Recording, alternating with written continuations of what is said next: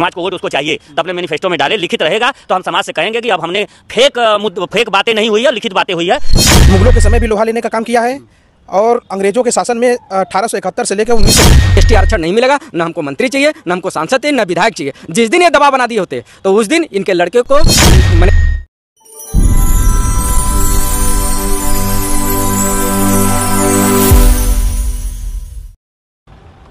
नमस्कार, मैं सोनी सिंह। इसमें मैं मौजूद हूँ वाराणसी में। वाराणसी में मैं जिस मुद्दे पर बात करने के लिए आया हूँ, क्योंकि ओम प्रकाश राजभर के जो बेटे हैं उन्होंने अभी घुटने के बल बैठ के लोगों ने उनसे माफ़ी मंगवाई। तो पूरा मामला क्या मैं बता दूं कि जिस तरह ओम प्रकाश राजभर अपनी बड़ी बयान देते रहते हैं, लोगों को अशुद्ध भाषाओं का प्रयोग करते रहते हैं, तो उस तरीके से बीजेपी ने उनके साथ पूरे भारतीय जनता पार्टी के जितने पदाधिकारी थे उनको बुलाकर उनको मंच पे बेकायदा बैठा के फिर उनको घुटने के बल बैठा के सिर झुकवाकर उनके बेकायदा उनसे माफ़ी मंगाया गया। इस पे काफ़ी जो राजभर समाज के लोग हैं वो नाराज़गी दिखाई, क्योंकि ओम प्रकाश राजभर सोच रहे हैं कि घोसी से उनके लड़के जो चुनाव लड़ने की तैयारी में है, हो सकता है वो जीत जाएं। तो क्या लगता है कि ओम प्रकाश राजभर के जो लड़के हैं वो सांसद बन जाएंगे इस पर? देखिए, सांसद तो जनता बनाती है। नेता का क्या होता है कि नेता तो एक प्रोजेक्ट लाता है ना कि भाई हमारे प्रोजेक्ट है। उसमें जो आप कह रहे हैं कि कार्यकर्ता में कोई आरएसएस का कार्यकर्ता नेता नहीं था, ना कोई फाउंडर मेंबर था भाजपा का। वो खुद आज के 7 साल 7 साल पहले बीजेपी में आए हैं। पहले वो बसपाई थे और बसपा के ओम प्रकाश राजभर भी बसपाई है। ये दोनों बसपाई थे तो दोनों में टैली खाया था, दोनों लोग अपने बात करते करते। फिर वहाँ जो नाराजगी, इन्होंने जो उलूल जुलूल बयान जो देखिए, सवर्ण जाति हो चाहे ओबीसी हो चाहे दलित हो चाहे एसटी हो, ये जाति देखिए, ये अधिकार के मामले में जातियां अलग है। अगर देश की बात आती है, प्रदेश की बात आती है, जिले की बात आती है तो लोग एक होते हैं। राजनीतिक में मतभेद हो सकता है, मनभेद नहीं होता है। तो यहाँ देखिए, ये इनकी जो रवैया है, इस रवैया से लोग नाराज थे। उस नाराज का मतलब जो किसी को सपा में जाना भाजपा को गाली देना, भाजपा में जाना सपा को गाली देना, तो उसका परिणाम था कि भाई देखिए, जिसको गाली दिए हम मौके का इंतजार करता है। आपको पता होना चाहिए कि ये कहावत है कि ब्राह्मण बुद्धि से और क्षत्रिय बल से, दोनों अपने समय का इंतजार करते हैं। क्षत्रिय जैसे मान लीजिए योगी जी को बार बार गाली दिए, इंतजार कर रहे थे, ब्राह्मण को भी गाली दिए। हाँ भाई, वो देखिए एक चालाकी से, इनको चालाकी से, इनके माध्यम से, ये तो जैसे ये पूरे सर्व सवर्ण समाज को गाली दिए, उसी तरह सवर्ण समाज ने पूरे राजभर को घुटना टिकवाया है। पूरे राजभर समाज का वहाँ अपमान हुआ है, एक व्यक्ति का अपमान हुआ नहीं हुआ है, जिससे समाज आहत है, समाज अपमानित हुआ है, अपने को अपमानित महसूस कर रहा है। और ये राजनीति में इतना गिरे हुए स्तर पर, इतना गिरी राजनीति अगर इनको करना है तो इनकी राजनीति इनको मुबारक हो। अभी हाल में ये सोशल मीडिया पे वीडियो वायरल हुआ है, ओम प्रकाश राजभर एक खेतों में जाके जो है गेहूं की कटाई कर रहे हैं। ये जो चुनावी नौटंकी है शुरू कर दिए हैं, तो इस पर आप क्या कहेंगे? कि देखिए, ये चुनावी उनका अपना नौटंकी नहीं, वो हेमा मालिनी का देखे थे, वो हेलीकॉप्टर से आई थी, तो ये जो है यहाँ पे प्रशासन के साथ गए थे। हाँ, तो वो हेलीकॉप्टर से आके काट के इतना दिखा रही है, तो ये नौटंकी बाज तो है। देखिए, ये क्या है, 3 इडियट पिक्चर आप देखे होंगे, तो ये बाप बेटे तीनों 3 इडियट है।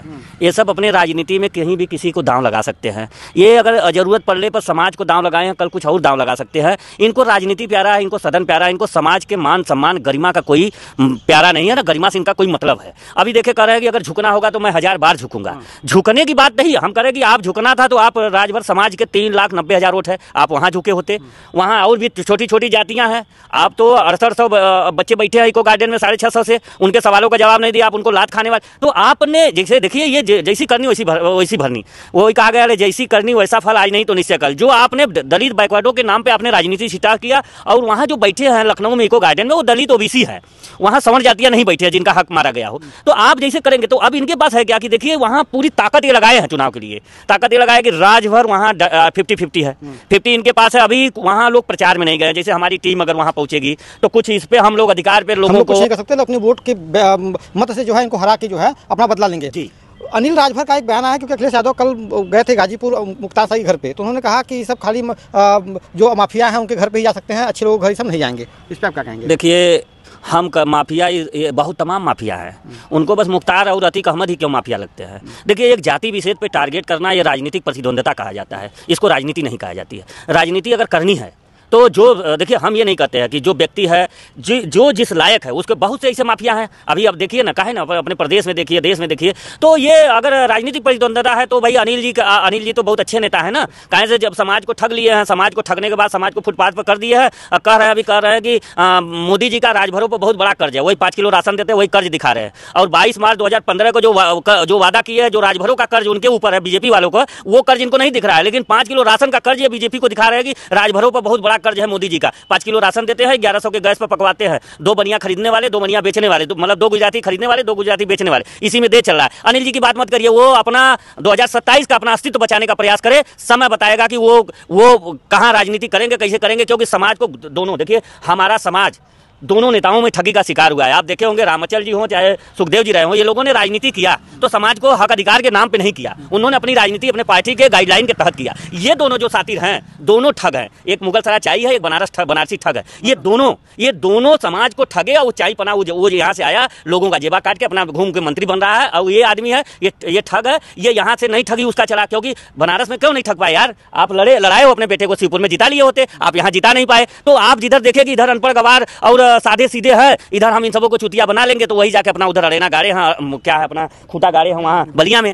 तो इनकी बात देखिए, अब समाज समझ चुका है, समाज को अधिकार चाहिए। हमने बताया कि ये इनको हम लोग भी पक्ष में थे, लेकिन हम लोगों ने एक लड़ाई लड़ी इनसे, हमने 2020 में भी मिला, उसमें कहा इस लड़ाई से हमारा मतलब नहीं है। जब आपका इस लड़ाई से मतलब नहीं है, जो कोर्ट ने डायरेक्शन दे दिया, तो ये कह रहे हैं कि ये हमने कराया है, क्या आपकी लड़ाई को अपना लड़ाई बता रहे हैं। ये कह रहे हैं कि ये सर्वे हमने कराया। आप देख लीजिएगा कि ये एक आर्डर है, आप अपने कैमरा में देख लीजिएगा कि ये आर्डर है, आर्डर आया है, इसमें दिखाया गया है कि रीट याचिका के अनुपालन में सर्वे हुआ है। उस सर्वे को, कोर्ट के सर्वे को ये कह रहे हैं कि जो कोर्ट ने कहा है कि ये सर्वे जागो के फाइल हो रहा है, कह रहे हैं कि नहीं ये सर्वे हमने कराया। जब कोर्ट को झूठा बना दे सकते हैं, तो आम आदमी को झूठा बनाने में क्या है? क्योंकि हमारा समाज कम पढ़ा लिखा है, उसका ये फायदा उठाते हैं। उसी का नतीजा है कि हमारा समाज आज अधिकार के लिए दर की ठोकरें खा रहा है। 11 मार्च 2022 को हमको डायरेक्शन मिला है, 2 साल हमारा सर्वे और लेखनी में समय बीत गया। अगर ये लोग चाहे होते, दोनों नेता भाजपा से, इनका एनडीए में गठबंधन, एक एनडीए में थे और एक उसमें खुद कैबिनेट मंत्री, अगर चाहे होते, हमारे समाज का कल्याण हो गया होता। आपका कहना कि जो एक तरीके से आपने जो गांव में लोग कहते हैं ठगवा बिगवा,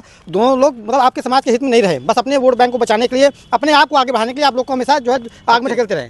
तो लेकिन जैसे आप लोग का जो राजभर जागो का जो मुहिम चल रहा है, जो संगठन है, ये किस मुद्दे पे चल रहा है, किस लिए चल रहा है? कोई आरक्षण के लिए चल रहा है या कोई रोजगार के लिए चल रहा है, किस मामले में चल रहा है?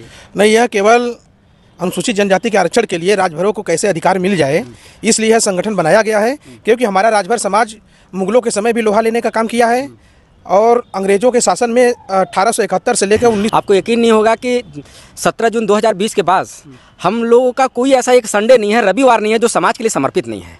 और हम लोग को जाते जाते ना, इतने लोगों के पास जाते जाते, आज भी देखेंगे ना, हम लोग को चलते चलते जूता घिस गया है, जूता ये छेद हो गया। ऐसे तो 2-3 जूता हम लोग को बदल चुके हैं समाज के लिए, लेकिन हम लोग दिन रात इसमें लगे हुए। ये थोड़ी नहीं, ये क्रांति है, जागो राजभर जागो, ये क्रांति है। इसको परिस्थितियों के आधार पर जब चाहे तब हम लोग इसको समाज में उतार सकते हैं। लेकिन ये हमारे समाज के जो 2 नेता, जो बहुरूपियाँ हैं, वह कभी नहीं चाहते हैं कि ये समाज में जाए। अगर आज ने, अभी आपने पूछा कि ओम प्रकाश जी हेलीकॉप्टर से उतर के गेहूँ काट रहे हैं, जिस दिन समाज की लड़ाई के लिए अगर वो हम लोग के साथ खड़े हो गए होते ना, तो कोई ज़रूरत नहीं पड़ती उनको खेतों में 30 डिग्री सेल्सियस तापमान में जाके खेतों में गेहूँ काटना।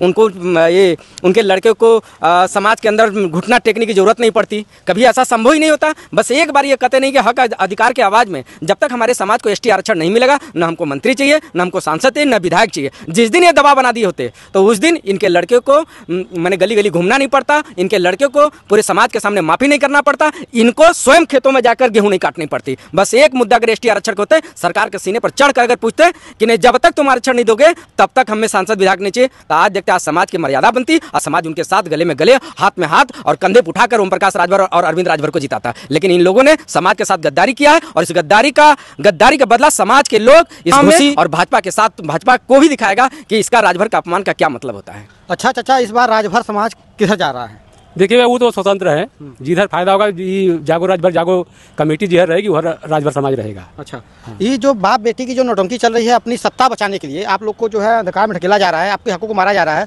तो इस बारे में कभी ओम प्रकाश राजभर से बातचीत हुई थी? बातचीत तो हुआ है, लेकिन वो ये काम के जो कि वो नकारते हुए जो है अपना खाली बस सत्ता में रहने का फायदे की बात खाली बतियाते हैं। अच्छा, वो बस अपने फायदे की बात बतियाते हैं, आप लोग पूछ कहते हैं तो बस ये बात को टाल दिया जाता है। लेकिन कहीं ऐसा है नहीं तो नहीं कि हो सकता है कि आप लोग को जानकारी न देते हुए अपना आपके आगे बढ़ाने के लिए आप लोग को आगे बढ़ाने के लिए पीछे काम कर रहे हो? ऐसा है ना कि ये जो हम लोगों का कार्य है, ये कार्य ओरल नहीं है, सारे साक्ष्य के साथ, सारे डॉक्यूमेंट के साथ लिखित प्रमाण है। जब जहाँ लिखित है तो आप कौन सा बैक हमारा करेंगे? आपका इसमें ये है आर्थिक, आर्थिक सहयोग कर सकते हैं, शारीरिक, सामाजिक, 3 तरीका है ना, तन मन धन इसको कहा जाता है ना। न आपने हमारा आर्थिक सहयोग किया, न सामाजिक, न वो शारीरिक, कोई हमारा मदद नहीं किया। तो इसमें देखिए इनकी जो लड़ाई है, इनकी लड़ाई परिवार की है, हमारी लड़ाई समाज की है। इनकी लड़ाई राजनीतिक है, हमारी लड़ाई सामाजिक है। ये जीते तो इनका भला, हम जीते तो समाज का भला। अंतर ये है कि इनकी वही कहना कि हमारा अधिकार का मामला है, इनका परिवार का मामला है। तो मामला इनका साफ साफ अलग है। अब समाज नहीं समझ पाए तो उसमें हमारा कोई दोष नहीं है। हम लेकिन तब जब तक जिंदा है तब तक समझाने का प्रयास करेंगे और तब तक लड़ेंगे जब तक कि समाज को हक अधिकार नहीं मिल जाता। तो आपका, जैसा कि मैंने इसे चाचा से पूछा, ये आपका जो संगठन है, जो समिति है, इस बार किस तरफ जाने वाली है? देखिए हमारी संगठन और समिति का जो मुद्दा है, जो रवैया है, जो हमने ऑप्शन रखा है, हमारा ऑप्शन यह है कि हमारा एक अपने अपने मैनिफेस्टो में उत्तर प्रदेश का जो मैनिफेस्टो एनडीए और इंडिया का है, अगर अपने मैनिफेस्टो में लोग मेरे, क्योंकि यूरल मानने वाले नहीं है, हमने